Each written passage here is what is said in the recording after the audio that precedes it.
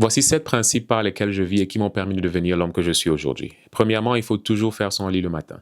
Non seulement ça t'aide à garder ton espace personnel propre, mais ça t'assure que tu gagnes au moins une victoire par jour. Parce qu'il n'y a rien de mieux que de rentrer chez soi le soir et de voir qu'on a au moins fait une bonne chose de la journée.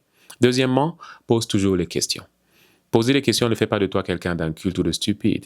Rappelle-toi que l'ego est l'ennemi de la clarté. Donc pose les questions que tu as pour avoir plus de clarté sur où tu vas. Troisièmement, sois bienveillant, surtout envers ceux qui ont moins que toi. Parce que nos vrais traits de caractère ne se révèlent pas envers nos superviseurs, mais plutôt dans la manière dont on traite ce que la société a mis en dessous de nous. Donc, sois bienveillant envers ceux qui ont moins que toi.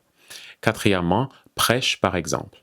Les actes que tu poses sont les meilleurs garde-fous que tu as pour empêcher de devenir pompeux ou suffisant. Donc prêche par l'exemple. Vis le message que tu prêches. Cinquièmement, mise sur toi-même.